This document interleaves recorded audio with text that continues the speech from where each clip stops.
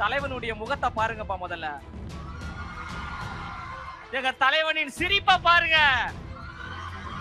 எங்க தலைவனின் முகமும் எங்க தலைவனின் சிரிப்பு தான் எங்களுக்கான ஆயுதம், எங்களுக்கான அடையாளம்.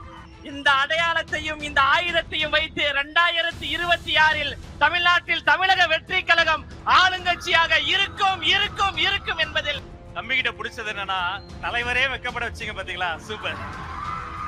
ஒற்றை முகம் தான் தலைவர் என்கின்ற ஒரு ஒற்றை முகத்திற்காகத்தான் நாம் பணி செய்து கொண்டிருக்கின்றோம். இன்று தலைவர்களாக உருவாகி இருக்கின்ற நீங்கள் நாளை மாமன்ற உறுப்பினர்களாக, சட்டமன்ற உறுப்பினர்களாக, நாடாளுமன்ற உறுப்பினர்களாக உச்சத்தில் வைத்து உங்களுக்கு அழகு பார்ப்பதற்காக எங்களின் அழகு தலைவர் நம்மளை நோக்கி வந்து கொண்டிருக்கிறார். வந்துவிட்டார். மக்களுக்காக சேவை செய்வதற்கு தயாராகிவிட்டார். காற்றாற்று வெள்ளத்தில் கரைந்து போவதற்கு நாங்கள் ஒன்றும் களிமண்கள் கிடையாது.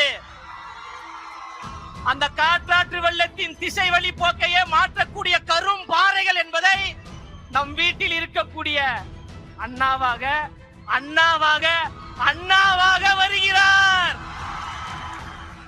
பாதையை தேடாதே, பாதையை உருவாக்கு என்று தமிழ்நாட்டு மக்களின் துணையோடு, லட்சக்கணக்கான இளைஞர்களின் படையோடு,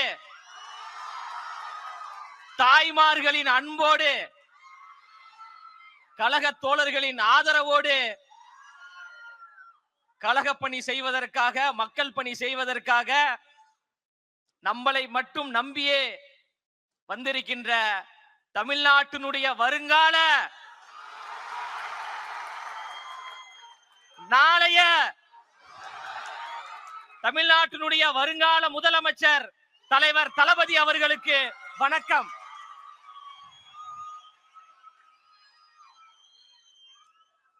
ஏற்றத்தாழ்வுகள் கூடாது, பிரிவினைகள் கூடாது, பாசிசம் கூடாது, பாயாசமும் கூடாது.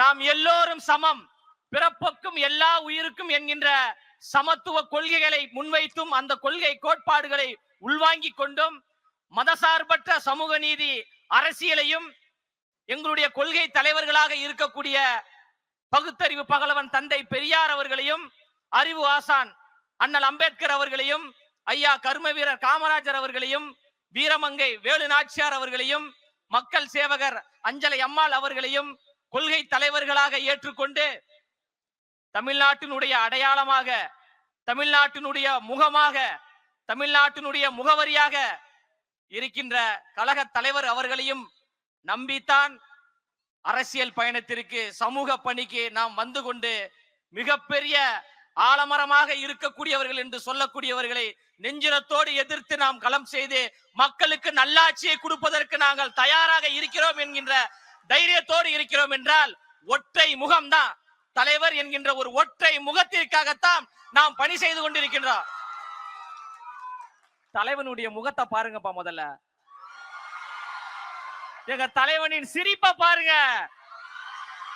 எங்க தலைவனின் முகமும் எங்க தலைவனின் சிரிப்பு தான் எங்களுக்கான ஆயுதம், எங்களுக்கான அடையாளம்.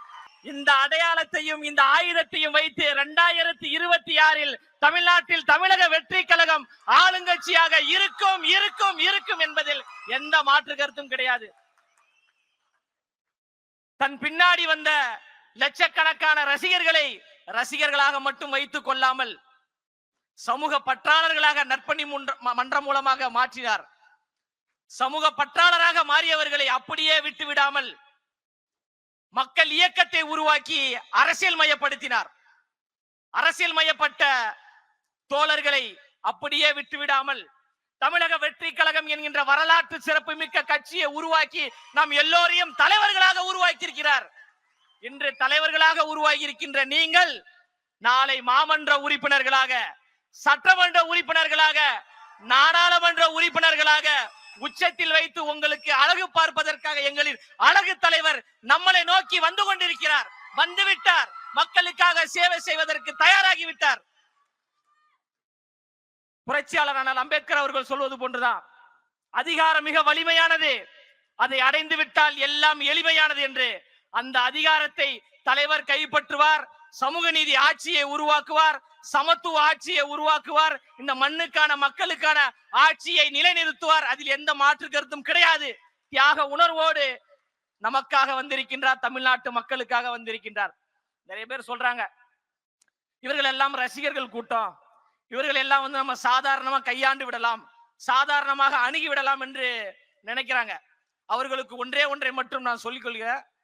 காற்றாற்று வெள்ளத்தில் கரைந்து போவதற்கு நாங்கள் ஒன்றும் களிமண்கள் கிடையாது. அந்த காற்றாற்று வெள்ளத்தின் திசை வழி போக்கையே மாற்றக்கூடிய கரும் பாறைகள் என்பதை யாரும் மறந்துடாதீங்க. அவர் என்ன சாதாரண தலைவரா?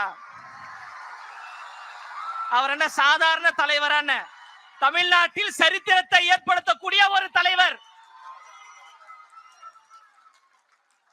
வெற்றி வீரராக, மாண்புமிகு தலைவராக, மண்ணின் மைந்தராக, பச்சை தமிழராக, நம் வீட்டில் இருக்கக்கூடிய அண்ணாவாக அண்ணாவாக அண்ணாவாக வருகிறார்.